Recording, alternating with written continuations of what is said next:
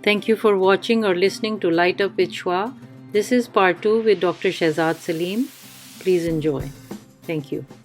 So I think this is a very important area that needs some ability and expertise to hear out each other and accommodate each other. But I think the the crux of the matter, we must understand that crux of the matter, that scriptures like the Old Testament and the Final Testament, which is the Quran, they have certain verses, certain paragraphs in them which have this very harsh content. For example, we find the Quran telling us that you have to slay the idolaters, or not make friends with the people of the book, or like not pray for them, ask for forgiveness for the idolaters. And then there are several other verses, very similar ones in the Old Testament also, which are very similar to the Quran as well. So it's the scripture which is actually breeding this mindset in which certain responsibilities which were given to the prophets of God, they are thought to be practices which we as Muslims, as non-prophets, not prophets of God, we have the prerogative to express them and follow them as well.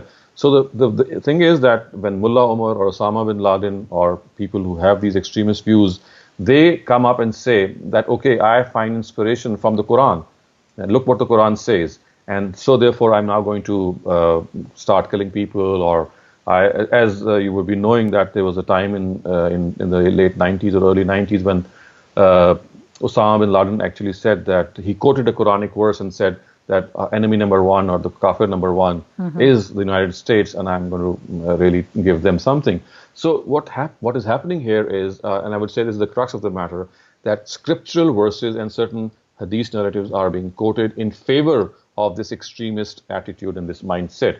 And in my humble capacity, I have done some work through the education I got from my own teachers.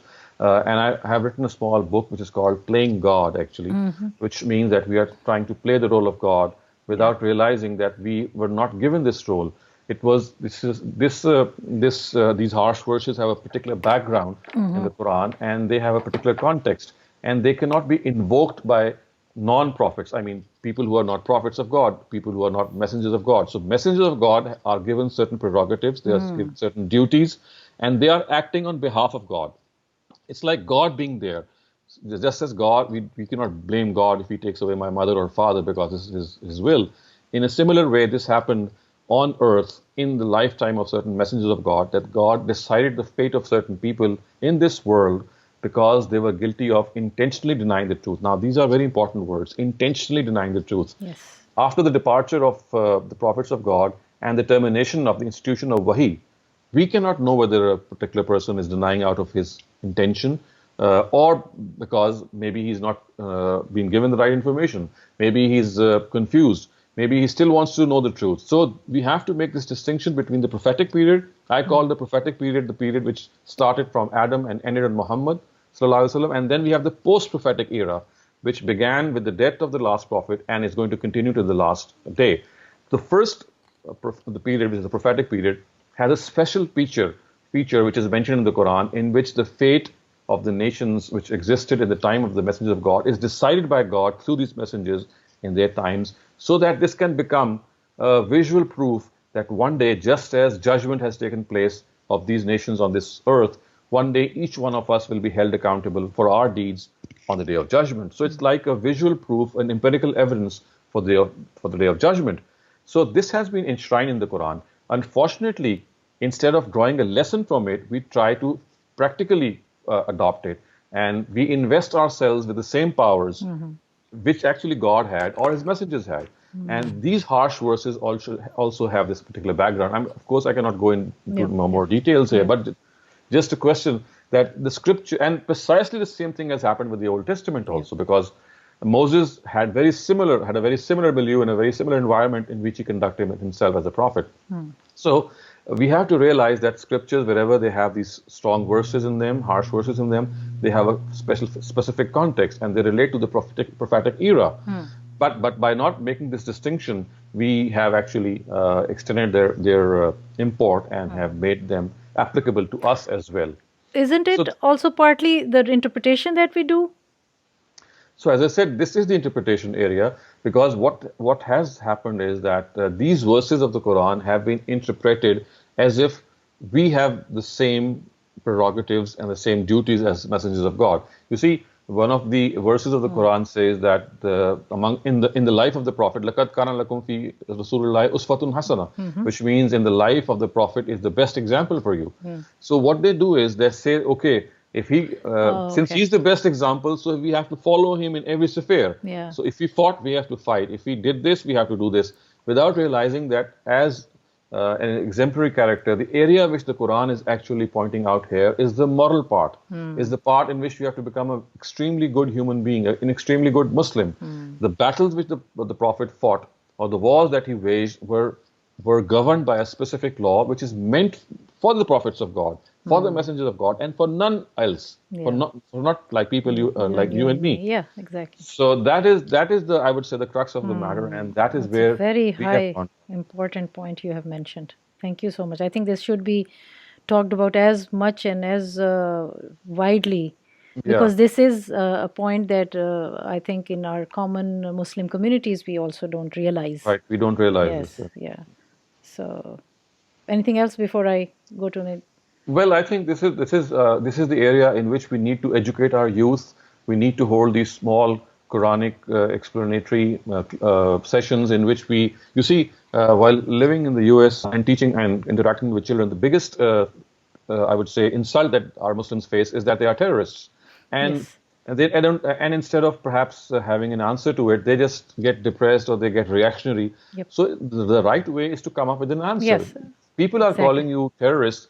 I mean, what they are doing is they are, of course, doing an injustice because it is a small minority which is doing that terrorism. But even then, because we are representatives of the same faith, so it's like a broad insult that we have to face. We are facing what other people on our behalf are doing. But the thing is that instead of reacting badly on this insult, let's sit together and find out why is it that Muslims become such terrorists. After all, a lot of these terrorists are very pious individuals. I know them. I have known many of them. They are very, very pious individuals. So what leads a pious individual to become a militant, an extremist, a terrorist? There has to be something that we must analyze and get down to it. And in a very similar tone, I often say that these caricatures which have become famous in Denmark and in Europe, this cartoon controversy is something also that instead of reacting on that controversy, or instead, of course, we do have our emotions attached, and that is something which is better said than done. But the thing is that let's make a concerted effort to find out that if they are making fun of us, then there is some substance in that. Let me give you a small example. We know that, as is reported in our history, that Aisha, one of the wives of the Prophet, was reportedly 8 or 9 years old when she got married. So one of the cartoons actually depicts this and says that how can an elderly person marry someone who maybe is eligible to be his or her grandchild? So this is the problem that plagues their mind, and this comes out from their minds in the form of a insult, or in the form of a caricature, in the form of a cartoon. So instead of reacting to that cartoon, it's much better to understand, did the Prophet really marry a 7 or 8 year old? And if he did, then what was the reason? So it's like communicating that reason. It's like opening up a dialogue. You see, one of the problems which plagues us Muslims, especially religious minds, is that we become emotional. We become reactionary. The thing is that we have to open up the gates to dialogue. We have to give this message to the world that it's at times things are not what they seem, and we have to agree to disagree. There are things which we think are not properly reported in history. There are other things in which we think that the stance of religion has not been reported properly. So let's sit down and talk to each other. And I blame Muslims more than the non-Muslims, because they are the ones who react very badly. And it is here that we must stop this emotional outburst and be more rational and intellectual in our approach. Thank you. So let's start with something that is common in Islam and other faiths. The biggest thing which is common is this belief that we are the progeny of one man and woman. We are the progeny of one husband and wife. We are the progeny of Adam and Eve. I think this is such a huge concept, and the Quran has actually alluded to this, and it says that we have created you, O mankind, from a single pair of male and female. Inna khalaqnakum min zakarin wa unsa. So it's telling us that you are one family, And I think this lesson has been forgotten by Yeah. us. And we have created our own niches, our own separate clans and identities. It's not bad to have a clan or identity, but when you make that clan a Against.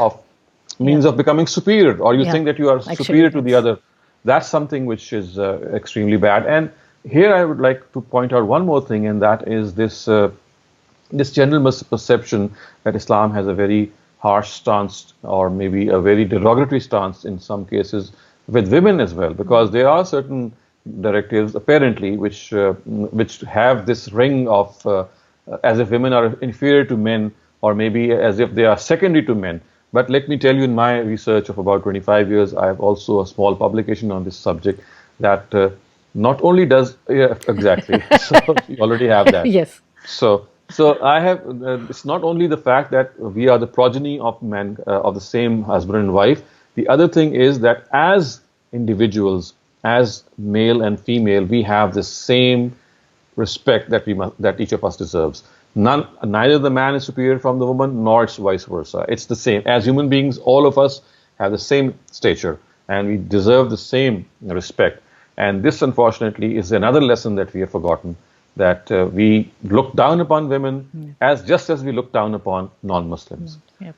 It is as if they are the two sides of the same coin. Yeah. And this has led to such a big divide and such a big misperception regarding what religion is, that it's hard to say. But also there is a little contradiction that at the same time the mother is really revered, and mother has the Right. Jannah under her feet and all that. Right. So that also Absolutely. that mother is the same woman, that female Right. gender.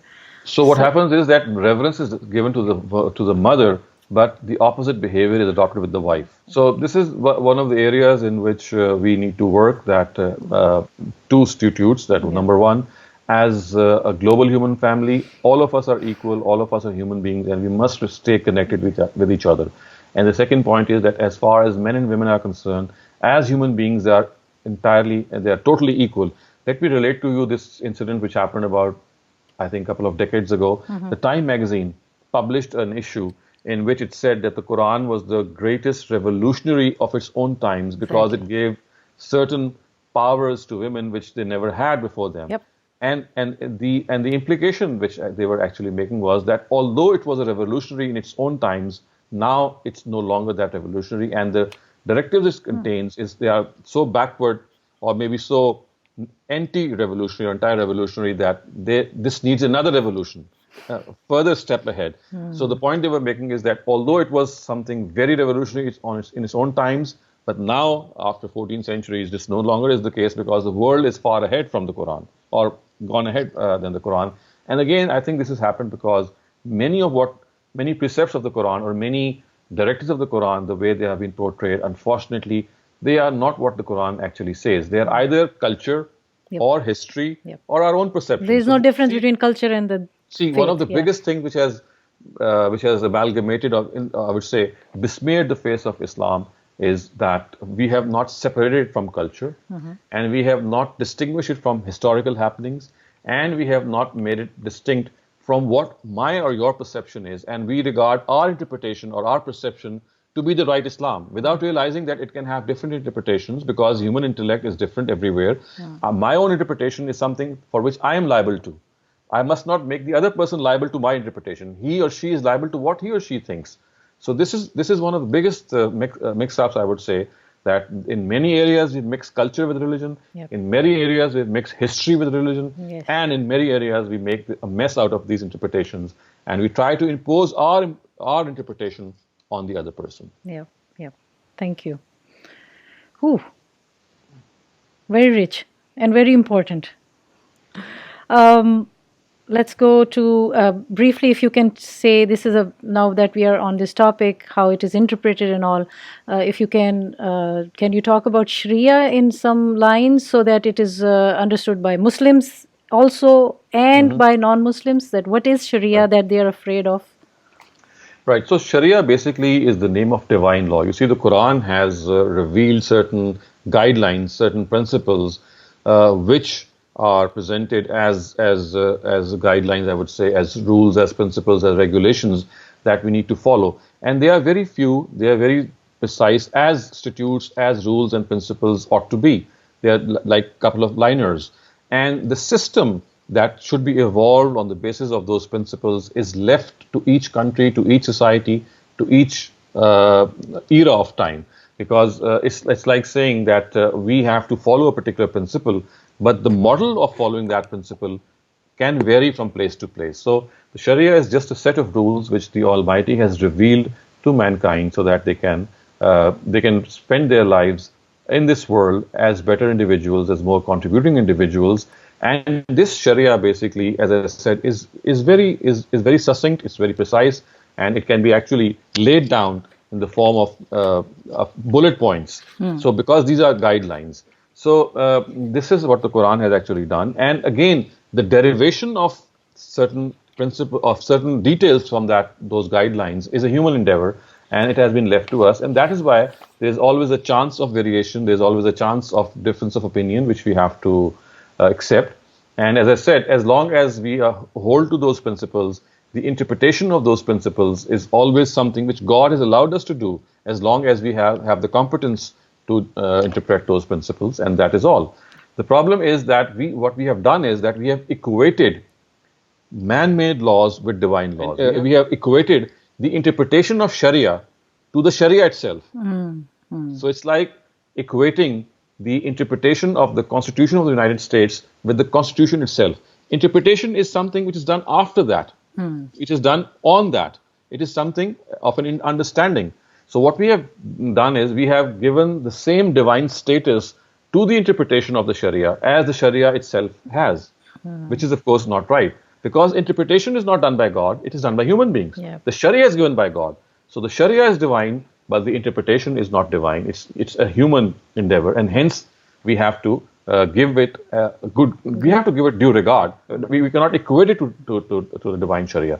And today what happens, or what has been actually happening in the last millennium, I would say, in the Muslim world, is that the interpretation of the Sharia, which has been done by human beings, has been given the same reverence or the same status as the Sharia given by God Himself. And this has caused such a big mess that we have not yet actually come out of it. And if you ask me, we are going deeper into it because we are not making this distinction. That we have to keep the two separate. One is the divine and one is the temporal. And I think Muslims are missing, and we have to really evaluate how much time we have spent with the revealed text in our lifetime. So have we done 23 years? Anything close to that? Even if we spend 23 minutes a day, that would be a lot of time. The thing is that we don't find time for the scripture. So finding time for the scripture, because you see, the biggest asset that I have is my God connection. That strength of the connection is my asset. And the way to build up that connection is to have a connection with the scripture, because the biggest manifestation of the divine is the word that He has sent. Nowadays, parents are very concerned in the US and the Western world about their children, that they are distancing themselves from those who are followers of Islam, from being a Muslim or Islamic tradition or Quran and Islam. So what do you have to say to the parents or the youth, like how should we manage that situation, which is happening quite a bit and we are lost in that? I think this is a very important and a very good question that you have raised, and I just have one answer to this, and I think that if we pay heed perhaps to this, then the task before us would become a lot easier. And that is that when we would like to educate our children regarding Islam and the imports of Islam or the precepts of Islam, we must not impose Islam on the children as if they have to follow something. We must reason it out to them. We must tell them that if, for example, Islam wants us to fast in Ramadan, or it wants us to pray 5 times a day, or it has prohibited us to consume liquor or pork, then what is the reason behind it? Because you see, the reason is based in the Quran on common sense, on a certain rationale. Because I do think that if we communicate that rationale to our next generation, even to Muslims of our own contemporary era, it is a line of communication that we can adopt, and this is something which can, if we adopt the proper reasoning, it can really be communicated. Because you see, the Quran says that whatever it has presented to us has to be weighed in the scales of reason.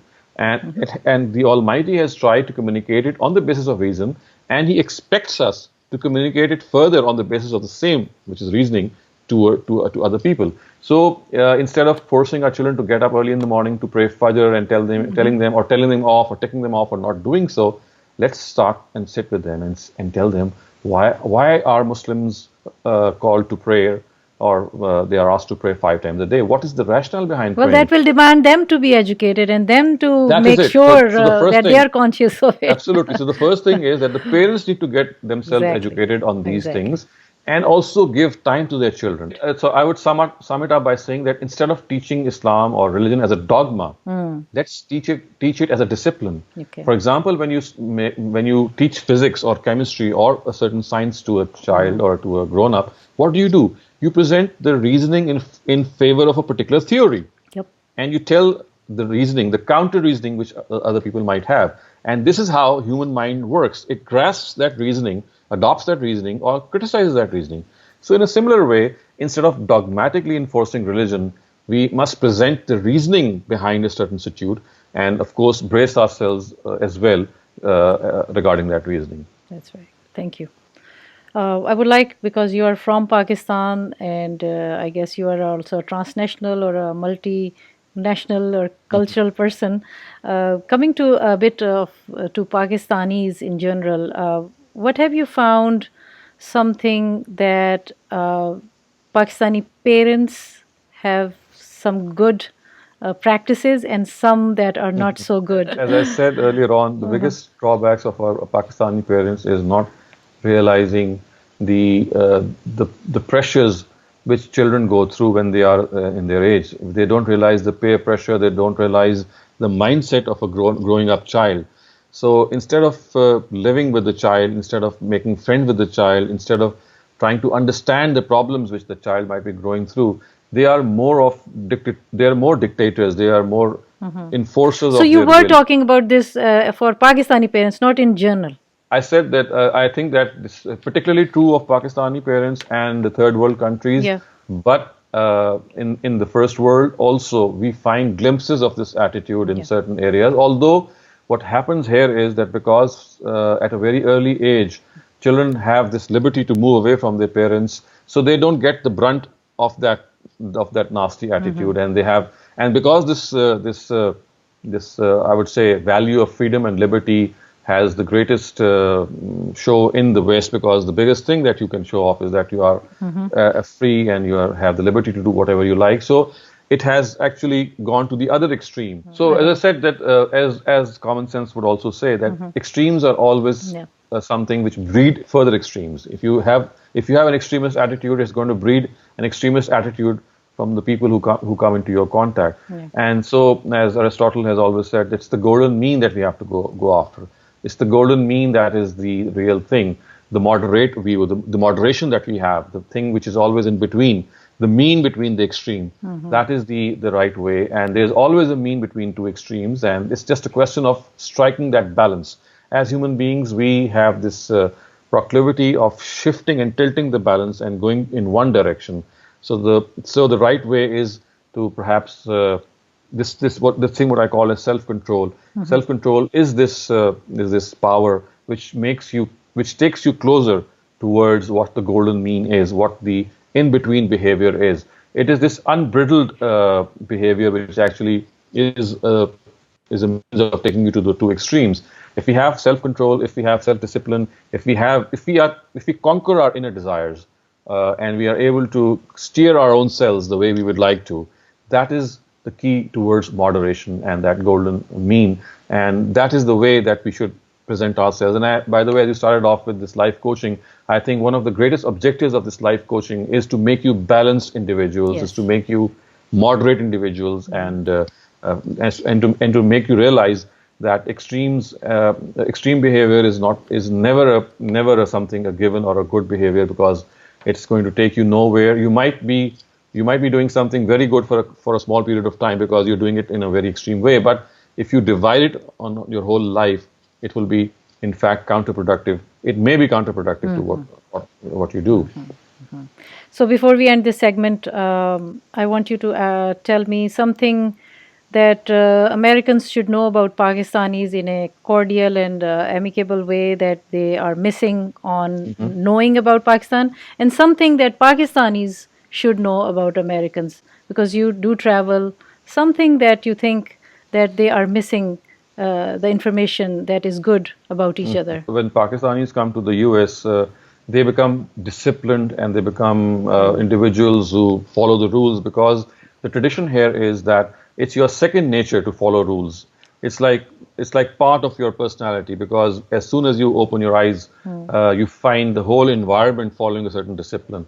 So I think the biggest lesson which the third world countries should learn or know about these first world countries, or maybe individuals or children from the United States, is that it becomes so easy when you go to a society which follows certain rules and a set of rules to be amongst them, because it's like you don't need to actually exercise any extra effort, because the whole drive is in that direction.